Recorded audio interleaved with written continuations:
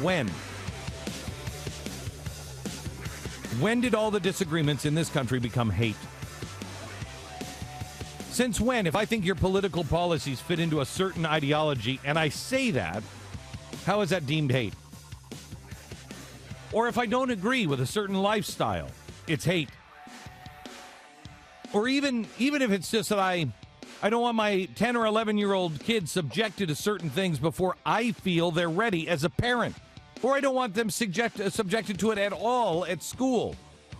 Because I want to talk to my children about those things. How is that hate? Again, this is what we're faced with. And again, from the usual suspects, again, from New York City. A Queens fifth grader was prevented from talking on the topic of his choice, same-sex marriage. CBS 2's Tony Aiello has this speech controversy.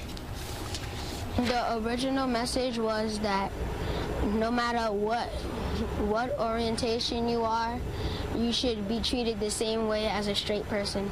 Fifth grader Cameron Slade, mature beyond his 11 years, wanted to talk about same-sex marriage during a speech contest at PS 195, or as he calls it, same gender marriage. He decided to say gender because he's not comfortable with saying the word sex. His mom is camera shy, but proud of her son for supporting marriage equality. And disappointed, the principal decided the topic was not appropriate for a first grade through fifth grade assembly.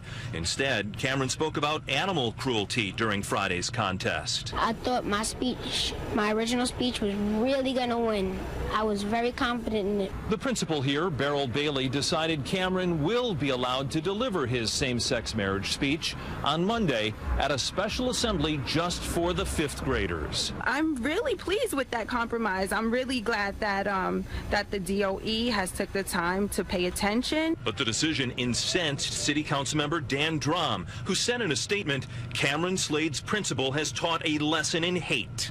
Chancellor Walcott defended the principal. It's something that the principal felt that she needed to do more due diligence with her parent community because of the topic of the speech itself.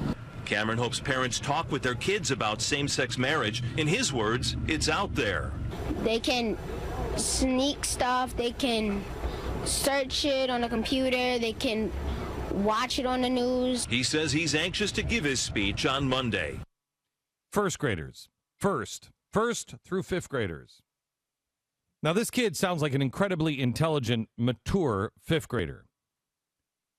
But does he have the constitutional right to say whatever he wants in class to first graders? The answer is no. No, he doesn't.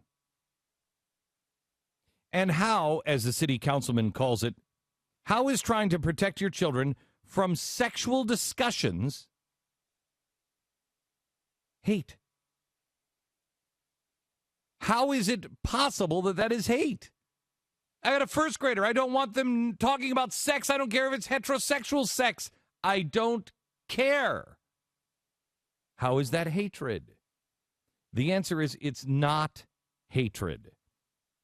This is all part of the progressive effort to shut you up. Only one side gets the discussion any way they want it, any time they want it, with anyone they want it with. But if you say that's inappropriate, that's hate. See, this is what the progressives always do. They always have to shut you up. If they shut you up, if you are a coward, if you allow cowardice to prevail in our society, we lose every front. It only becomes hate when you accept that it's hate. It only is hate. Hate is defined by the winner. Now, I believe hate is truly defined by our hearts.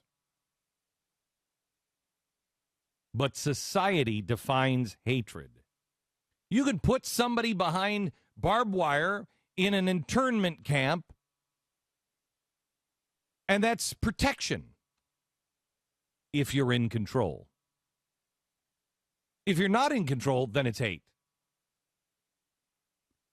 The real story is there's a lack of common sense here. It is hate. It is hate. But if you're a progressive FDR and you're in control, you can call it whatever you want. We're protecting.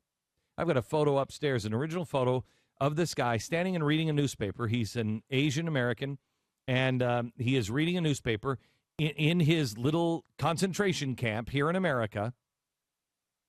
FDR approved, FDR designed, and he's reading a newspaper, and above him it says American Free Press. Little office where they printed the newspaper. American Free Press in the internment camp? See, you can do all kinds of things with words. But we have to use common sense and be rooted not in the passion of the day, but in the truth. You have to change the words if you're a progressive. You have to change the meanings. You have to shout people down and shut them up because you can't win on principles or logic. So they try to win by ending all discussion by just claiming hate. But they can't. They can't shut people up anymore because we're not going to sit down. We won't shut up. We won't be shouted down. We're awake now. It can't be done. Do you know how much they hate us for learning our own history? They have spent millions of dollars. They've had all the eggheads in the world. They've had control of all of the universities, but they never burned the books. And so now we find the old books. Now we find the old documents. If you really wanted to do this, you'd have to burn the books.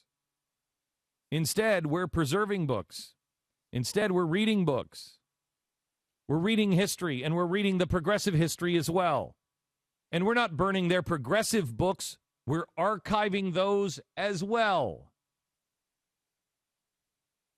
What should we do? Pay much closer attention to our language. We need to know what we are for, not just what we're against. And what we are for should always be the focal point of our argument. We are not anti-immigration. We're not anti-immigrant. We are for legal immigration. We are for our values, for our principles, for maintaining our children's innocence as long as possible. Yes. Are they going to find out about it? Yes. Are they going to see it? Yes. Are they going to realize that homosexuals has always been a part of our society? Yes. Are they going to decide whether they agree or disagree with homosexual marriage? Yes. Really, despite what the parents say in the end? Well, if they're thinking human beings, yes.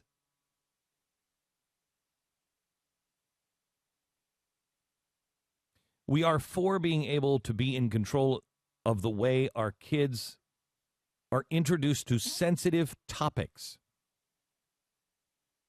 They are our kids.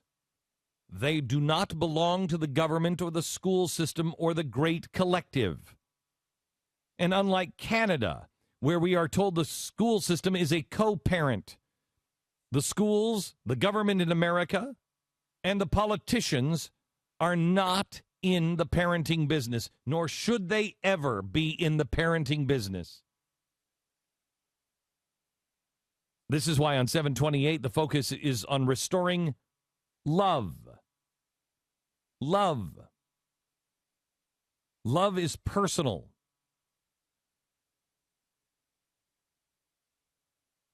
Loving each individual as an individual. Cowboy Stadium, Dallas, Texas, just a little over a month from now. The truth is spoken. More importantly, actions, deeds, not words. Because far too often, people change the meaning of words.